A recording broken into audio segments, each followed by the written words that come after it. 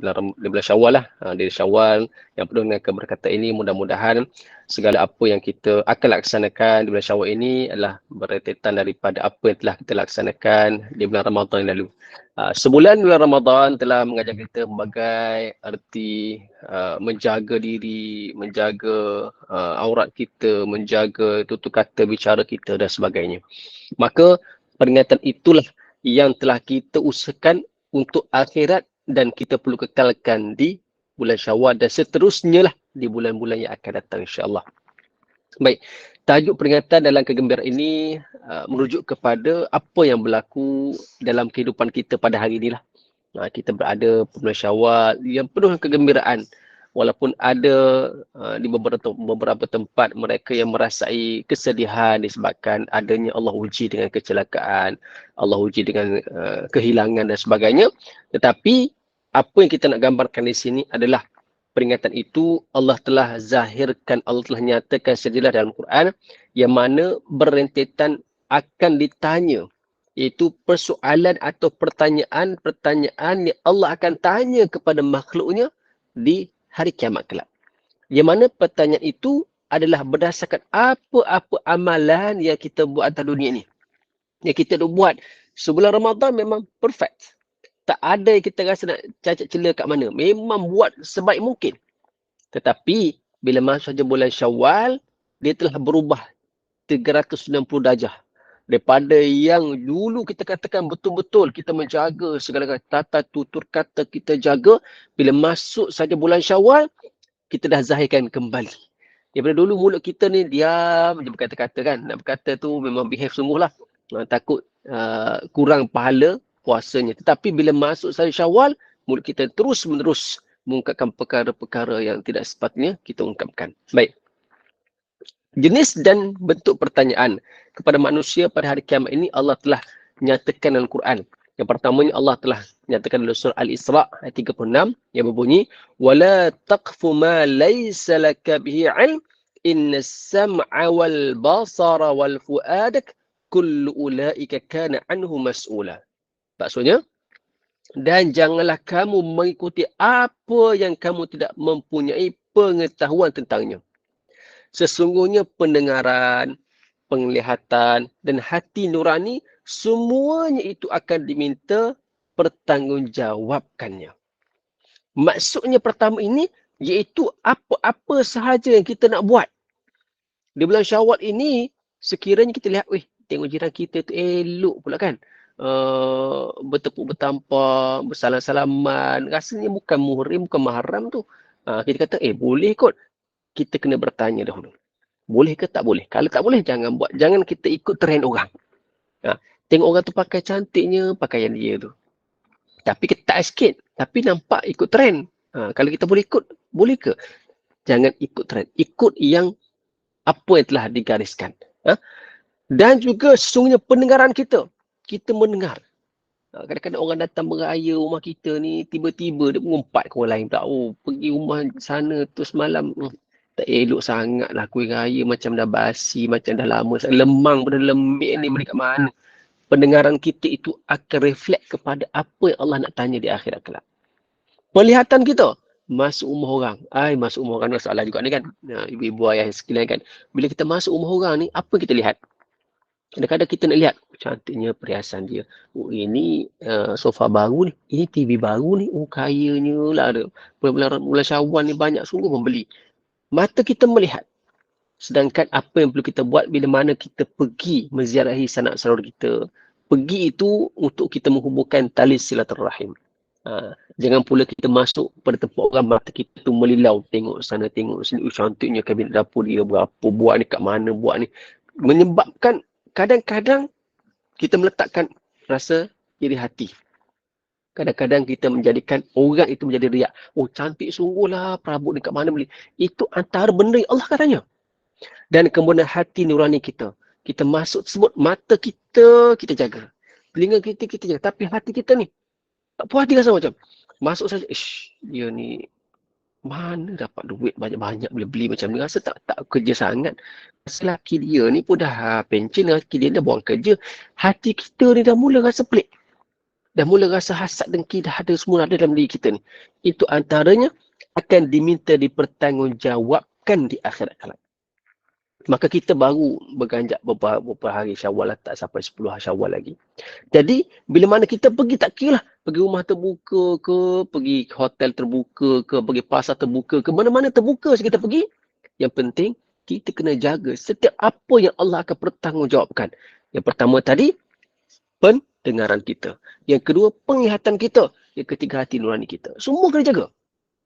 Memanglah ketika ini, ketika hari kebahagiaan kita, hari kita nak bertemu sanak saudara, kita nak berceloteh, nak bercakap-cakap, banyak benda nak dikongsi. Tapi berpada-padalah apa yang dikongsi. Kadang-kadang kita pergi jumpa, tengok orang yang dah lama berkahwin. Kata lama dah kan berkahwin. Lama dah 4 tahun. Tak dapat anak lagi ke? Tak dapat lagi. Macam mana tak dapat lagi tu? Tengok anak depan tu, jangan depan kita tu, tengok ni. Dah 5 orang dah anak dia ni, 4 tahun kahwin. Kita ni ada benda yang kita akan menyebabkan orang rasa tak puas hati. Ada orang rasa tak sedap dengar dari telinga dia. Kadang-kadang kita bawa anak-anak orang. Bawa anak kita melihat anak-anak orang. Ya? Dengan keadaan mata kita melihat, anak dia kecil-kecil ni, anak kecil-kecil macam ni, bawa tempat macam ni, tak elok ni. Dia melompat sini, tumpah sini, pecah pinggan mangkuk orang. Mata kita asyik akan menyebabkan hati kita akan merosak. Jadi, itu antara benda yang Allah kata akan dipertanggungjawabkan. Banyak lagi sebenarnya, tetapi kita nak cuba kaitkan dengan situasi yang berada pada hari inilah. Situasi kita berada pada bulan Syawal ni. Sebenarnya dia reflect kepada keseluruhan amal ibadah kita. Tapi, yang terdekat, yang dulu kita jaga di bulan Ramadan, kita jaga elok-elok. Masuk bulan Syawal ni, kita dah cuba nak jaga juga ni. Supaya dia sama dengan apa yang kita buat pada bulan Syawal. Seterusnya, Allah Subhanahu wa taala berfirman dalam surah Yunus ayat 23, A'udzubillahi minasyaitonirrajim, "Falamma anjahum idzahum yamghuna fil ardi bighairil haqq, ya ayyuhan nasu inna baghyukum ala anfusikum mata'al hayatid dunya, summa ilaina marji'ukum fanunabbi'ukum bima kuntum ta'malun." Yang maksud, maka tatkala Allah menyelamatkan mereka, tiba-tiba mereka membuat kezaliman di muka bumi tanpa alasan yang benar. Wahai manusia, sesungguhnya bencana iaitu kezaliman yang kamu akan menimpa diri kamu sendiri, hasil kezaliman kamu itu hanyalah kenikmatan dunia semata-mata. Kepada kamilah tempat kembalinya kamu, lalu kami khabarkan kepadamu apa telah kamu kerjakan. Ini merujuk kepada kehidupan kita. Apa kezaliman yang kita buat atas dunia ini. Semua sekali kezaliman kita buat atas dunia ini, Allah akan khabarkan. Allah akan bagi tahu dah akhirat kelak, ini kamu buat atas dunia ni. Contohlah kita katakan, jiran kita semua pergi balik raya. Rumah kita tak balik raya. Jadi kita amanahkan, nanti tolong tengok-tengoklah rumah saya ni kan. Saya balik raya ni. Cik tak balik raya kan. Tak apa, saya tengok. Jadi kita dipertanggungjawabkan, diamanahkan untuk melihat. Bila mana kita mendengar sesuatu yang pelik, apa bunyi pelik tu, rasa jiran kita balik kampung, kita akan pergi melihat. Kezaliman yang buat itu, bukan kita buat, orang lain buat. Tetapi kita dipertanggungjawabkan melihat, adakah kita memerhati ataupun tidak memerhati. Itu kita sebagai pengawal lah. Tapi kalau kita peluang lagi teruk lah, jiran kita, cik tolong tengok-tengok rumah saya kan. Tak apalah saya tengok kan. Tengok dia masuk sini.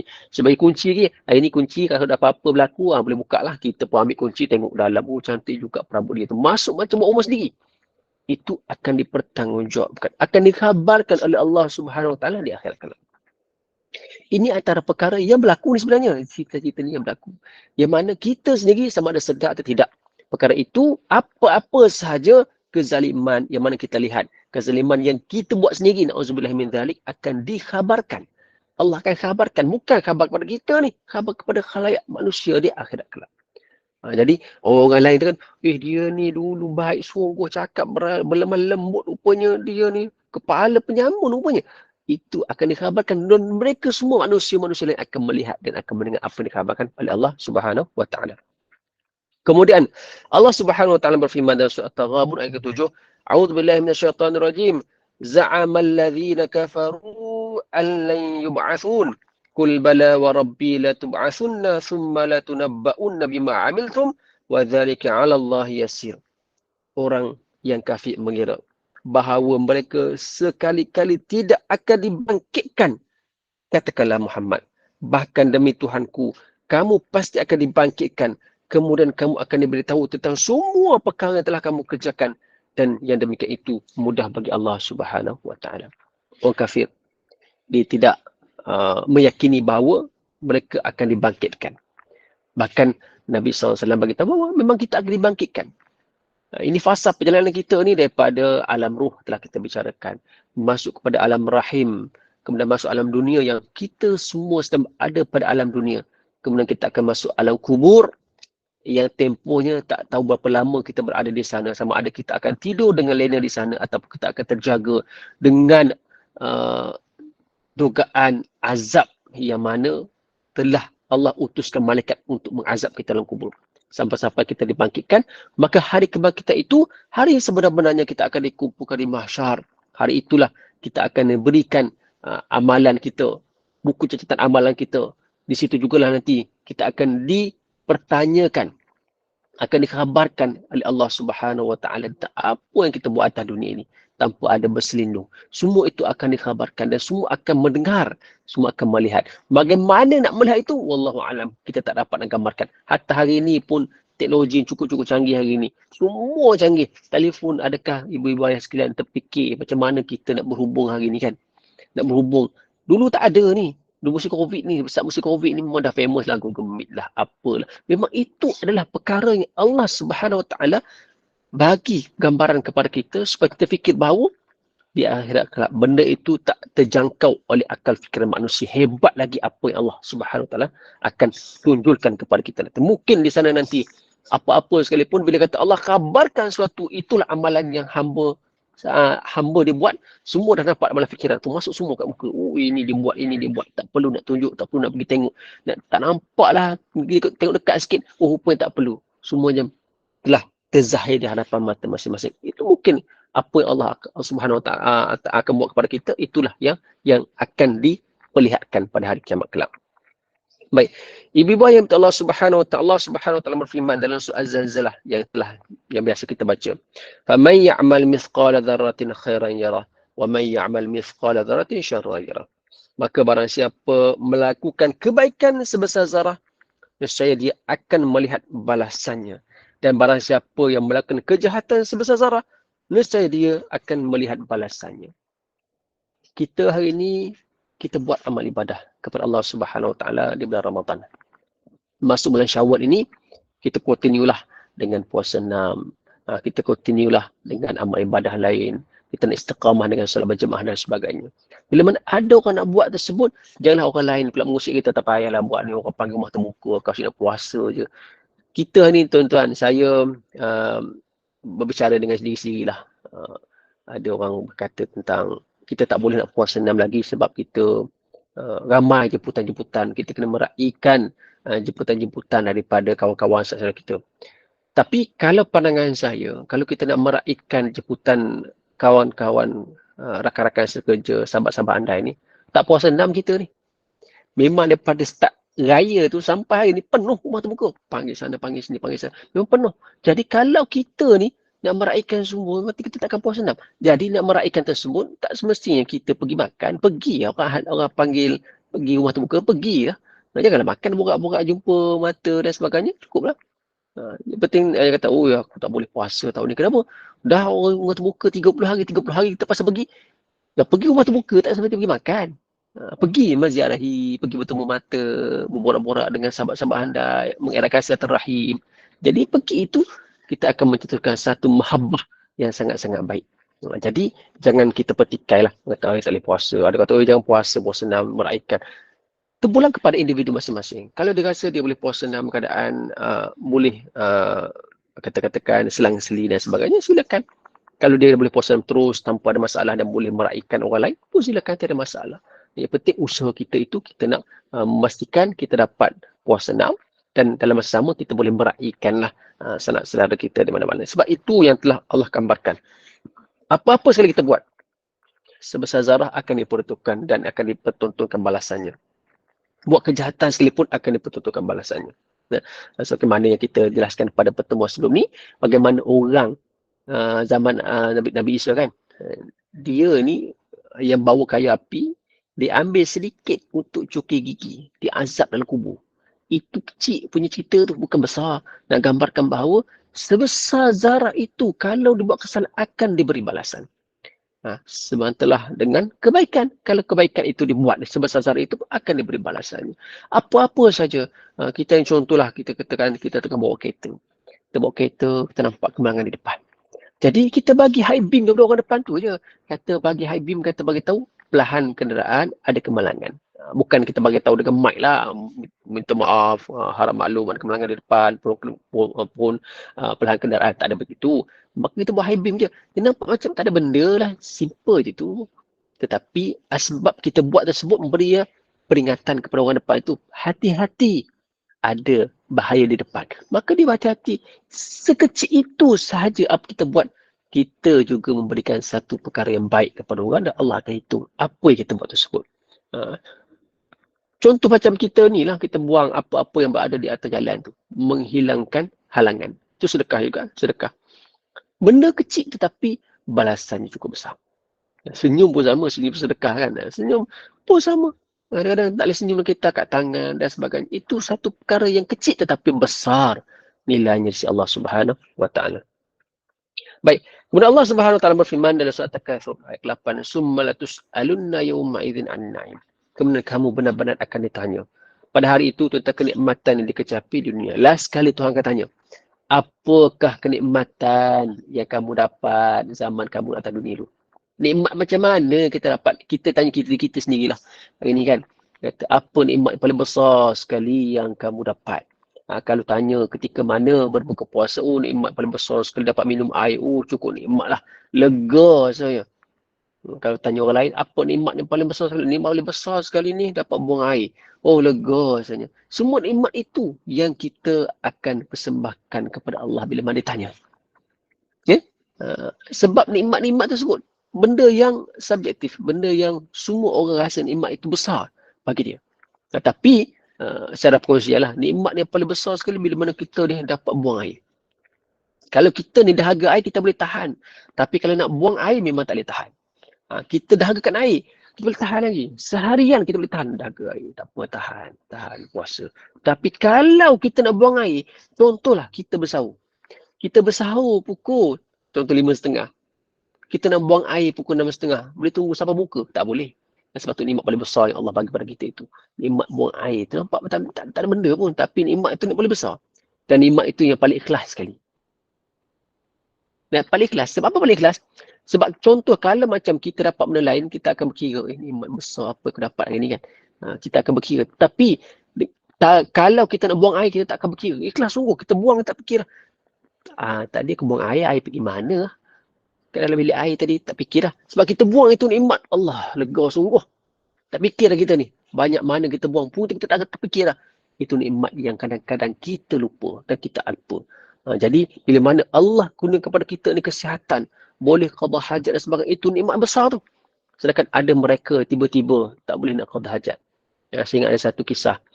Seorang arwah atuk yang telah mana dia ini sihat walafiat, tak ada masalah. Tiba-tiba dia jatuh dan tak boleh nak buang air.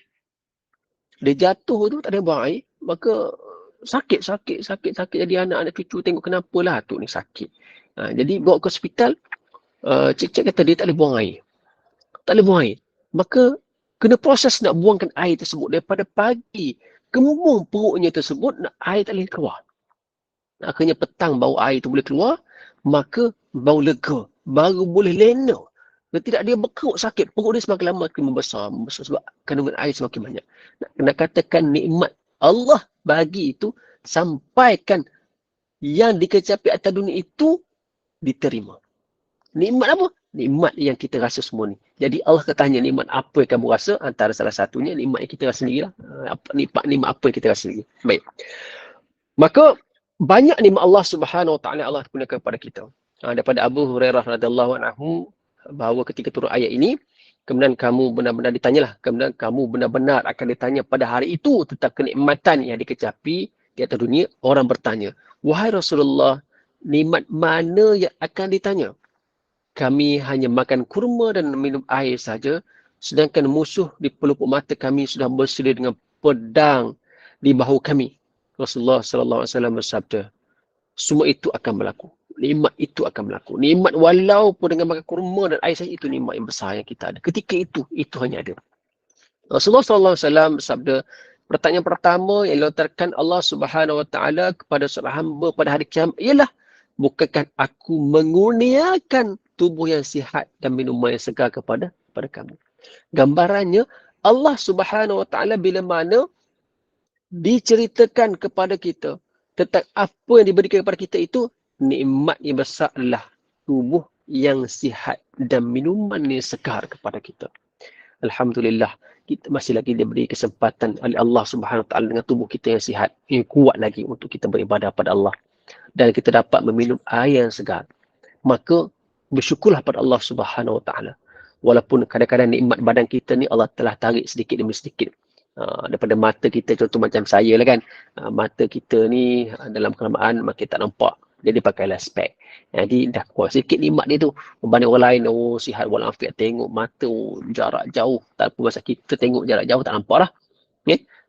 Kemudian telinga, ada orang yang Allah telah tarik nikmat telinga dia. Okay, elok dulu dengar apa bunyi bising sikit dengar. Teliti sungguh, tajam sungguh pendengaran dia. Hari ni tepi telinga panggil pun tak dengar lah. Sebab Allah tarik sikit nikmat telinga dia. Ya?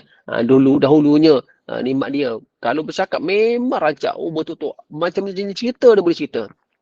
Bila Allah tarik nikmat dia, gigi dia mula gugur sikit, bercakap pun dah tak clear, maka itu atas nikmat Allah telah tarik sikit. Tapi digambarkan di sini, iaitu Allah Subhanahu Wa Taala memang menggunakan kepada kita semua nikmat tubuh badan yang sihat kepada semua manusia. Ya. Jadi bila mana Allah Subhanahu Wa Taala menggunakan tubuh badan yang sihat, maka bersyukurlah pada Allah Subhanahu Wa Taala, dan ketika itulah peluang yang besar bagi kita untuk kita buat amal ibadah kepada Allah Subhanahu Wa Taala yang sebanyak-banyak mungkin. Itu kadang-kadang kita alpa. Kita tunggu hujung-hujung kita nak buat kan. Umpama kata awal-awal dulu nak buat kerja, nak kata nak buat amal ibadah, kata nak berderma semua sekali, zaman budak-budak kan. Itu tak cukup kewangan, tenaga banyak, wang tak cukup. Masa lapang pun ada. Masuk zaman yang remaja ini, zaman kerja, duit ada, masa tak ada. Duit ada banyak ni, masa tak ada lah, masa tak cukup, tenaga pun ada tapi masa tak ada. Masuk zaman yang lepas pensin, zaman habis lah, kata-kata zaman penutup lah kepada kita ni. Duit ada, masa ada, tapi tenaga dah tak ada lah. Dah lemah, nak buat amal ibadah pun dah lemah. Okay? Jadi, bila mana Allah Subhanahu Wa Taala gunakan tubuh badan yang sihat, maka gunakanlah kesempatan tersebut. Dan minuman yang segar ini, kita hari ini Alhamdulillah, kita berada di Malaysia yang mana kita boleh dapatkan air yang segar daripada dasar bumi kita lah. Boleh minum dan sebagainya, tak ada masalah. Berbandingkan tempat-tempat lain, tempat seminum. Kita tengok air tu, air kosong dia tu dengan air teh, susu tu macam sama color dia. Nak katakan itu air yang terpaksa mereka minum. Tapi ni gambarkan, Alhamdulillah tempat kita ni kalau air segar, air putih, yang sejenis-jenis yang kita boleh minum. Maka Allah Subhanahu Wa Taala gunakan nikmat tersebut, maka kita patut bersyukurlah dengan nikmat apa yang Allah Subhanahu Wa Taala gunakan kepada kita. Okey, baik. Kemudian Rasulullah sallallahu alaihi wasallam bersabda, tidakkah seorang hamba melangkahkan kakinya di dunia melainkan akan ditanya pada hari kiamat untuk apa dia melangkah. Kemudian akan ditanya pula, kaki kita ni melangkah ke mana? Seperti dalam surah Yasin kita baca kan, al-yawma nakhtimu ala afwahihim wa tukallimuna aydihim wa tashhadu arjuluhum bima kanu yaksibun. Hari yang di mana mulut akan, al-yawma nakhtimu ala afwahihim, mulut kita afwahihim, mulut-mulut akan dikunci semua. Wa tukallimuna aydihim, tangan kita bercakap ni. Wa tashhadu arjuluhum, kaki bersaksi ni kemana nak begini. Dan beritahu ni, tidak ada seorang hamba yang melangkahkan kakinya di dunia melainkan akan ditanya pada hari kiamat untuk apa dia melangkahnya. Nak pergi ke surau, akan kamu ke surau nak beramal ibadah. Dah tahu dah niat kita nak pergi beramal ibadah, tetapi akan ditanya, buat apa pergi surau tu? Buat apa pergi masjid tu? Nak buat amal ibadah pada Allah Subhanahu Wa Taala. Sebab kita bimbang. Niat kita berubah. Kenapa nak pergi surau, nak masjid tu?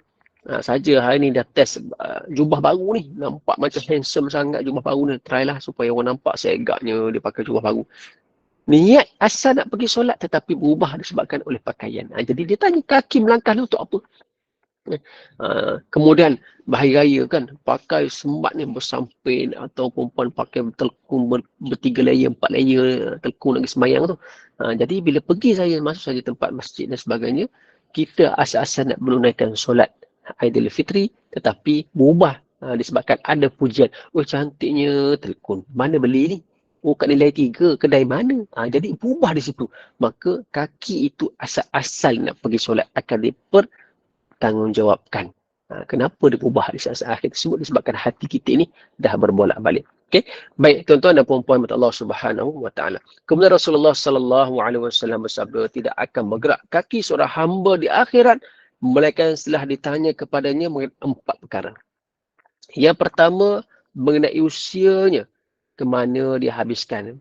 Yang kedua, mengenai tubuhnya, untuk apa digunakan. Yang ketiga, mengenai amalannya, apa yang dia lakukan. Dan yang keempat, mengenai hajatnya, dari mana dia perolehi dan ke mana dia belanjakan. Ini hadis riwayat Tirmizi. Yang mana sebagaimana hadis dalam bahasa Arabnya, la tazulu qadama 'abdi yawmal qiyamati hatta yus'ala an arba'ati khisalin an umrihi fima anfahu an syababihi fima ablahu wa an malihi min aina iktasabahu wa fima anfaqahu wa an ilmihi madha amila fihi. Tidak akan bergerak kaki seorang hamba di akhirat melainkan setelah ditanya kepadanya 4 perkara, mengenai usianya, ke mana dia habiskan, mengenai masa mudanya, untuk apa digunakan, mengenai hartanya, di mana dia perolehi dan ke mana dibelanjakan, dan mengenai ilmu yang diamalkan. Ini dua hampir samalah. Tadi kita mula sekali mengenai usia. Di hadis yang Tirmizi, kita tengok ada 4 perkara yang telah digambarkan. Perkara pertama, usia. Usia ke mana dihabiskan. Kita tak tahu bila Allah akan ambil kita. Jadi bila mana kita tak tahu, maka akan ditanya. Usia kita ni, contohlah usia saya lah, 36 tahun. Supaya 36 tersebut, ke mana dihabiskan? Daripada muda sampai umur sekarang ni, pergi ke mana? Banyak mana pergi buat amal ibadah, banyak mana pergi tempat ibadah, akan ditanya setiap satu persatu. Akan dibongkarkan, akan dizahirkan secara terang-terangan ke mana pergi. Kemudian, mengenai tubuhnya untuk apa digunakan. Badan yang sihat muda-muda ni buat apa? Takkan nak bangun solat subuh pun payah benar nak bangun. Kejut macam dah habis jam loceng bunyinya. Jam telefon bunyi, jam loceng bunyi, tak bangun-bangun juga. Akan dipertanyakan. Sebab apa? Masih lagi sihat. Kemudian amalannya, apa yang dilakukan? Amalan banyak-banyak ni dia buat apa? Buat amal ibadah semua sekali untuk apa? Jadi semua itu akan ditanya. Dan hartanya dapat kat mana? Belanja kat mana? Harta kita ni kat mana? Kita ni tuan-tuan, perempuan sekalian, Allah bagi harta kepada kita ni kadang-kadang cukup-cukup banyak. Persoalannya kita guna untuk apa? Guna untuk apa? Kita tengok, hujung bulan tak cukup juga harta aku ni. Hujung bulan tak cukup juga. Masuk lagi gaji lain. Tak cukup juga. Sebab apa tak cukup? Tengok ke mana dia pergi. Sebagaimana orang yang suka bersedekah kan. Dia kata harta ni, tak tahulah ke mana. Tapi banyak sungguh harta dia. Tak habis-habis. Sebab dia sedekah. Banyak dia bagi, Allah banyak tambah lagi. Itu hadis riwayat Tirmizi. Kemudian yang hadis yang diriwayat oleh Abu Sa'id daripada Mu'az bin Jabal ini, diberi sedikit, yang mula-mula dia tanya tentang usia, sama juga ke mana dihabiskan. Kemudian ditanya tentang masa muda. Masa muda tadi badan kan? Ada masa muda. Masa muda tu. Masa muda ke mana pergi? Sama muda ke mana pergi? Buat apa akan ditanyakan. Kemudian harta ke mana dibelanjakan. Yang keempat tadi, yang tak ada kat sana, ilmu yang ada itu apa yang dibuat. Ilmu yang kita dapat. Sebab tu ilmu yang kita dapat ni kita kena kongsikan dengan orang lain. Dapat sedikit, kongsikan sedikit. Dah banyak, kongsi banyak. Ilmu ni selagi banyak kita kongsi, selagi banyak bermanfaat kepada kita. Sebab banyak ni kita cerita kepada diri kita ni. Macam saya duk cerita pada ibu-ibu ayah sekalian ni. Kita duk cerita, saya duk cerita. Tapi dia meresap masuk ni. Makin banyak cerita, makin banyak masuk. Yang penting dia akan menginsafkan diri kita terlebih dahulu. Kemudian barulah tuan-tuan akan masuk dalam tuan-tuan perempuan sekalian. Kemudian akan disebar-sebarkan kepada yang lain. Akhirnya dia akan berikan kesan kepada orang yang mendengar. Dan yang paling dekat dengar adalah diri sendiri. Dia sendiri dengar ni, sini, dengar aku buat jahat lama ni, bila nak bertaubat. Dia akan terkesan dengan sedikit. Sebab apa? Sebab kita cerita kepada kita sendiri. Okay? Baik. Kemudian diriwayatkan daripada Ibnu Umar bahawa dia mendengar Rasulullah sallallahu alaihi wasallam bersabda, apabila hari kiamat tiba, Allah Subhanahu wa taala memanggil hamba-hambanya ke hadapan, lalu bertanya kepadanya mengenai kerja dan amal perbuatannya ketika di dunia. Allah panggil seorang-seorang. Kemudian Allah tanya, kamu atas dunia ni buat kerja apa? Dan amal perbuatan apa? Allah tanya, Allah tak tahu ke? Allah tahu. Allah nak dapatkan apa yang keluar daripada mulut kita. Mungkin ketika itu sebagaimana yang telah kita tahu sebelum ni, iaitu mulut tak akan bercakap, tapi sebab badan kita akan bercakap semua sekali. Tangan akan bercakap. Oh, dia ni umur dia sampai 50 je. Tetapi sebab dia banyak buat amal ibadah. Kaki bercakap, dia selalu datang ke surau, selalu pergi sedekah. Tangan bercakap, betul lah dia sedekah, kaki pun tak nampak. Semua itu akan bercakap, akan menjadi saksi. Mulut tak boleh bercakap lah. Mulut akan dipakaikan dengan berenggus. Ada satu pakaian berenggus tu, yang kalau kita, ibu-ibu ayah masih ingat, pemakaian berenggus ini, itu sebagaimana yang dipakaikan kepada anjing garang tu, letak ke hadapan supaya tak gigit orang, kemudian diikat ke belakang. Kalau kita nak tengok lebih tepat, kita pergi kat dapur nanti, ada periuk kecil yang ngam-ngam mulut kita tu.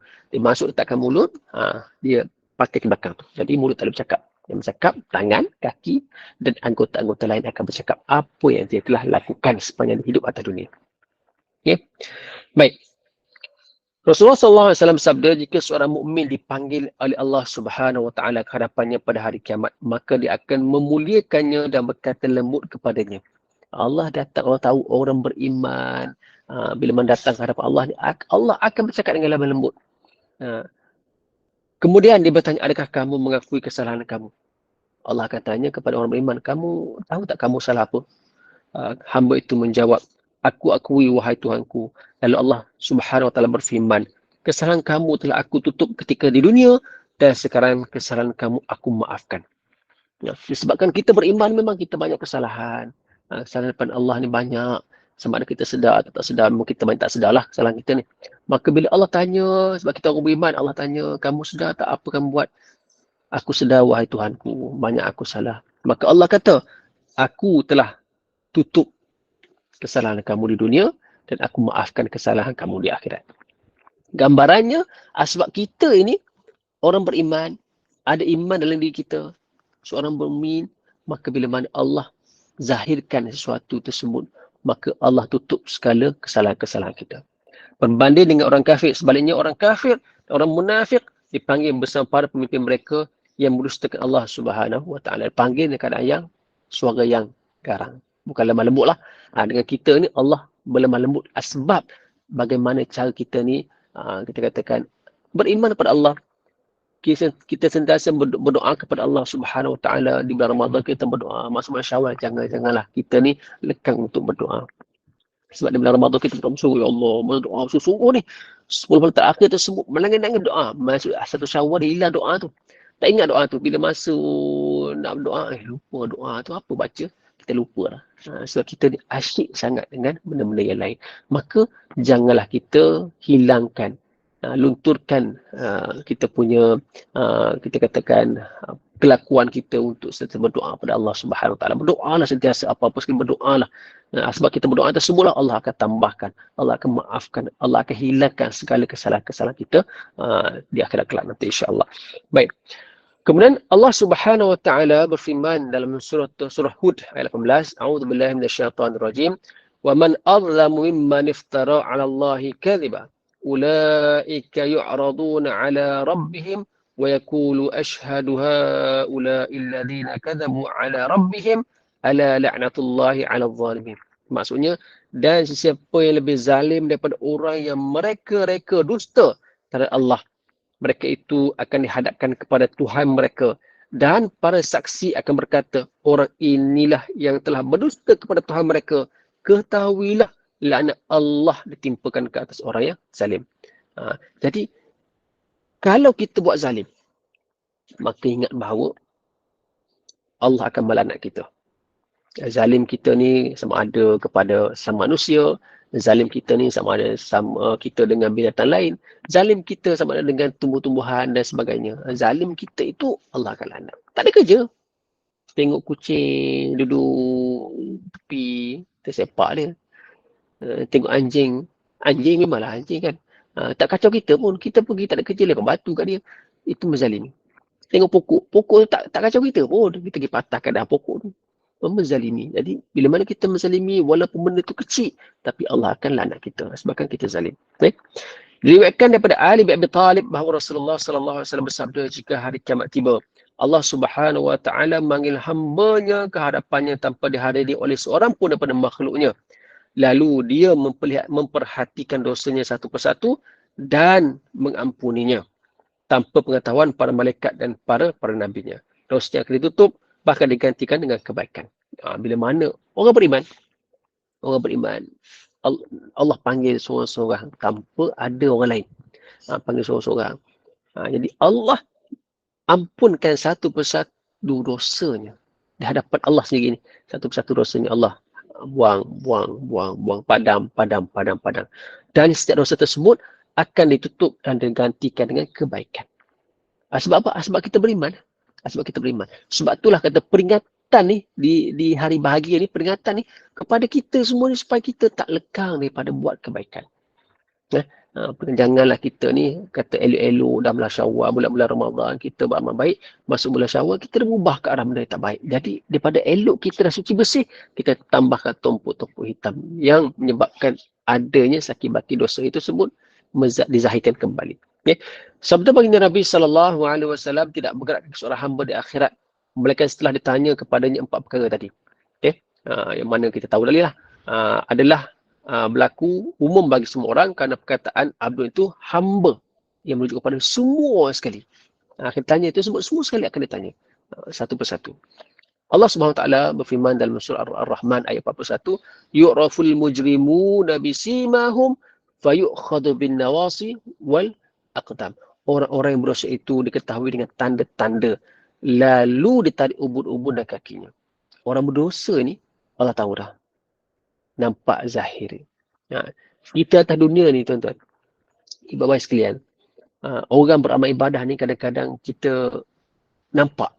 Kita nampak ni secara gambaran kita lah. Amal ibadah dia benar tak benar itu Allah lah yang kira kan. Tapi kita boleh nampak. Contohlah kita katakan, kita tengok orang itu ambil wuduk. Dia wuduk, ambil wuduk. Kata, ini wuduk dia betul-betul sah ni, wuduk dia ni. Nampak detail sangat ni, kuku habis kikih ni.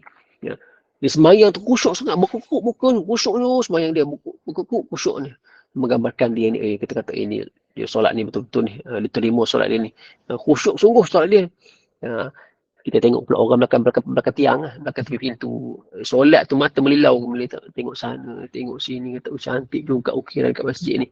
Tengok kapek pula, bunga-bunga kapek dia tu. Ini solat tak khusyuk ni. Sekadar kita manusia boleh menilai. Kita menilai sekadar gambaran lah yang menentukan pahala berapa banyak itu Allah Subhanahu Wa Taala. Tapi kita manusia ni kita nampak benda tu.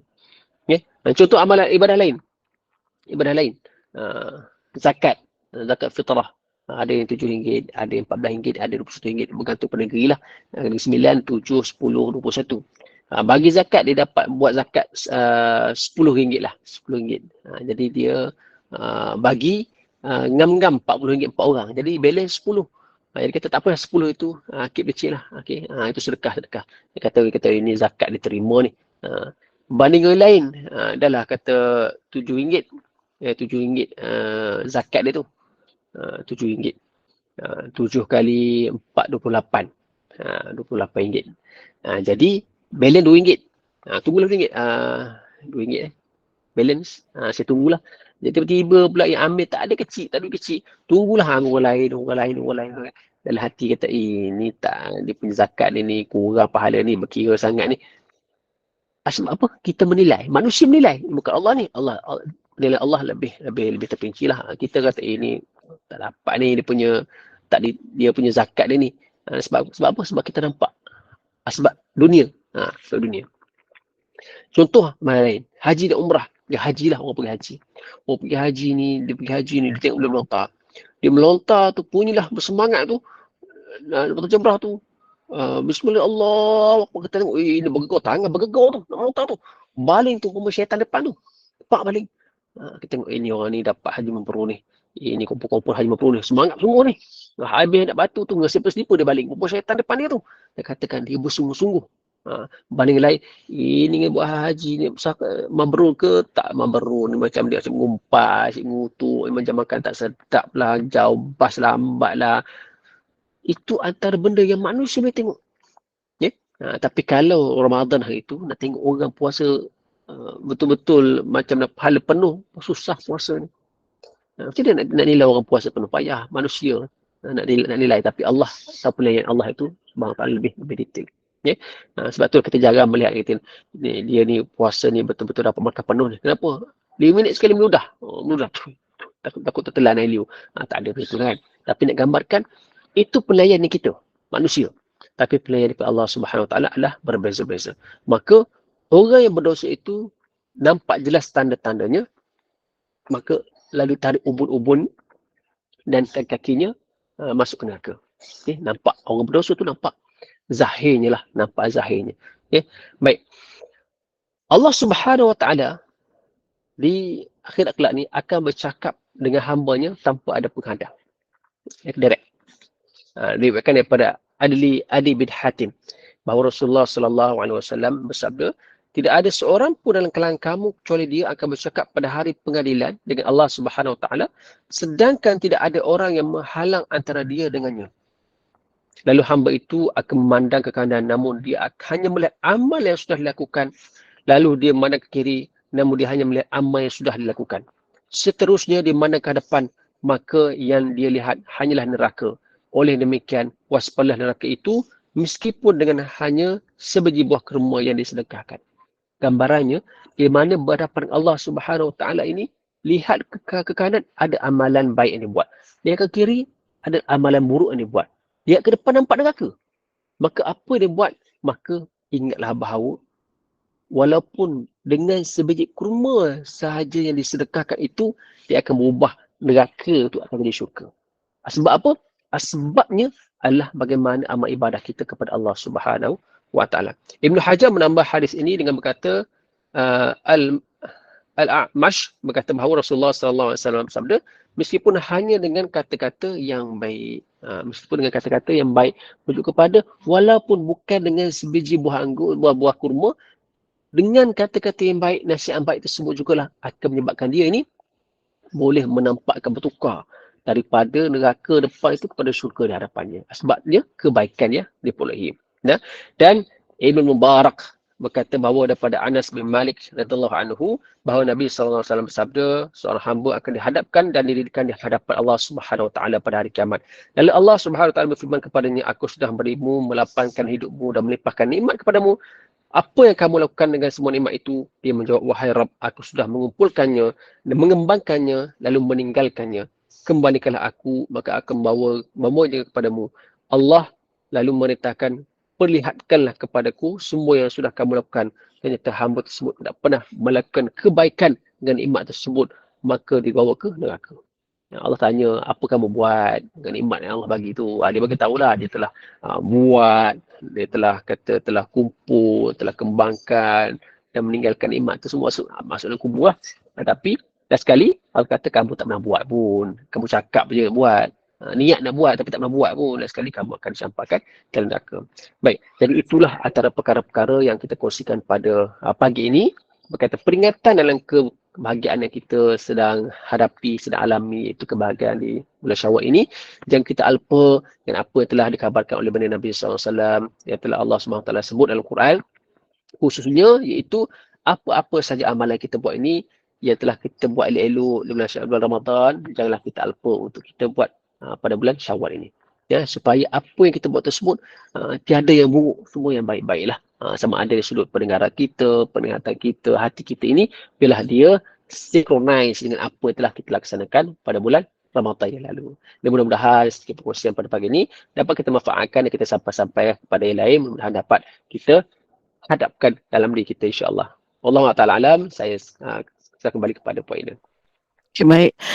Kita ada soalan, satu soalan ni yang akan share Ustaz. Assalamualaikum Ustaz. Apa maksudnya belum sempurna iman seseorang itu kalau ia belum boleh melupakan ibu dan orang-orang yang kita sayang? Terima kasih.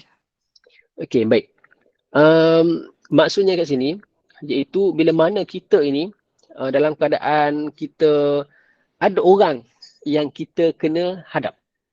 Maksudnya di kiri kanan kita ada ibu bapa kita yang mana kita kena letakkan dia di hadapan.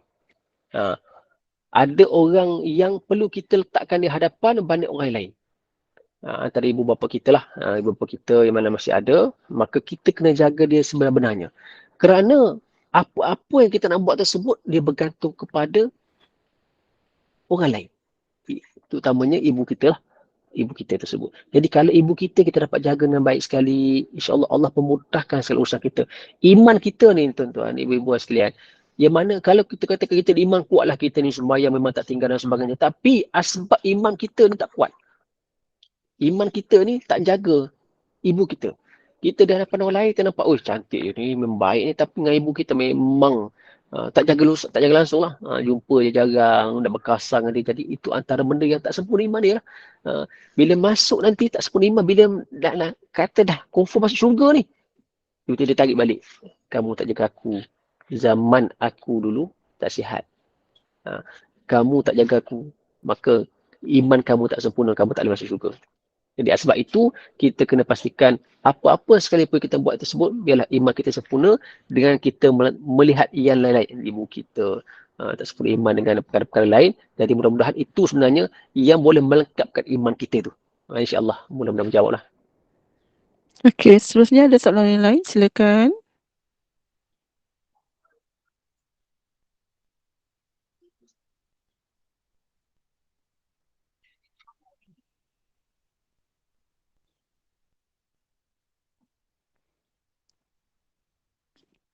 Okey, nampaknya semua dah jelas tak ya? Tak ada soalan dah? Assalamualaikum Ustaz. Oh, Saya ada. nak tanya. Boleh? Silakan. Boleh. Silakan. Macam ni.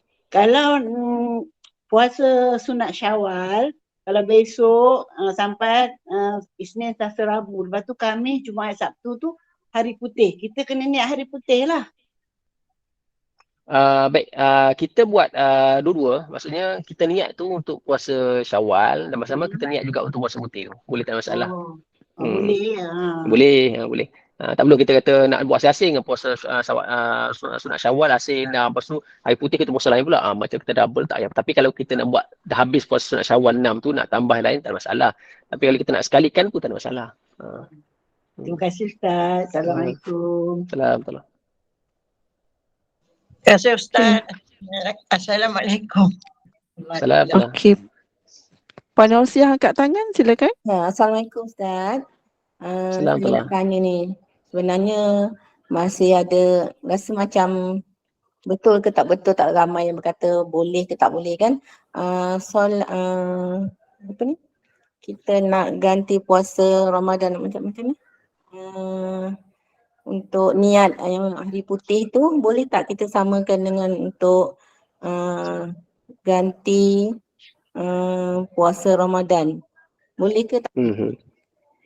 Okey, kita niat puasa ganti dan bersama kita niat juga untuk puasa Syawal atau puasa putih tu. Tak masalah, boleh je. Boleh tak kita boleh, tak masalah. Kita niat dulu yang puasa ganti dan bersama kita niat sekali dengan puasa Syawal. Atau puasa putih tu. Okey, alhamdulillah. Terima kasih Ustaz. Assalamualaikum. Okay, Puan Zainab, silakan. Assalamualaikum Ustaz. Saya nak tanya.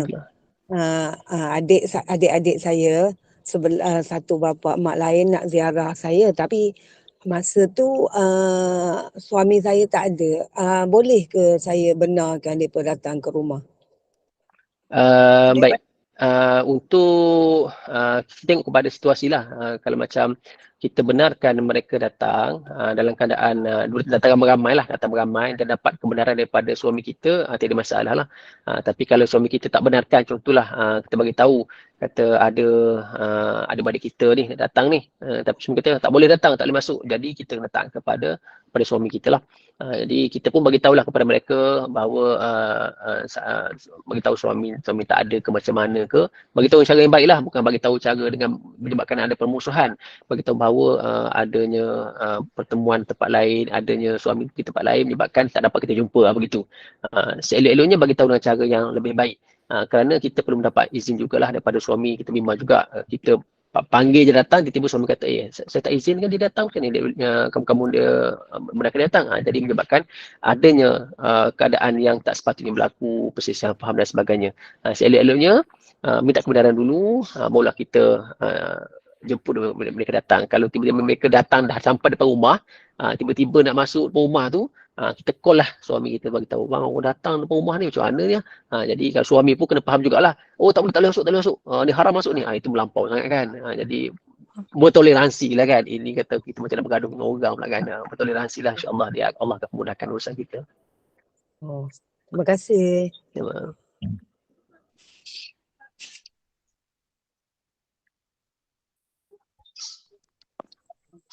Okey, nampaknya semua dah tak ada soalan saya, semua dah jelas dah.